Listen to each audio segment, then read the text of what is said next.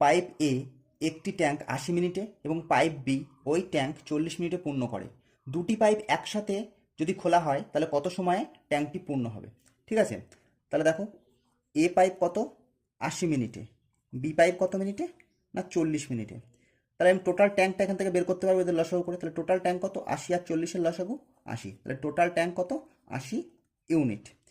তাহলে এ এ পাইপের দক্ষতা কত 1, বি পাইপের দক্ষতা কত 40 দিয়ে যদি 80 ভাগ করি তাহলে 2।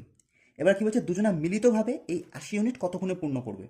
তাহলে দুজনা মিলিত হলে দুজনের দক্ষতা কত 2 আর 1 3, দুজনের দক্ষতা 3, টোটাল ট্যাঙ্ক কত 80। তাহলে 80 3 দিয়ে ভাগ দিয়ে দাও, ভাগ করো। যদি আমি 3 দিয়ে ভাগ করি 3 দুগুণি 6, 2 20, 3 দিয়ে 3 6 18, 2, তাহলে 26 পূর্ণ 2 3। Option B is your right answer. যদি বুঝে গিয়ে থাকো লাইক করো, শেয়ার করো এবং নেক্সট অঙ্কটা কমেন্টে করে দেখাবে।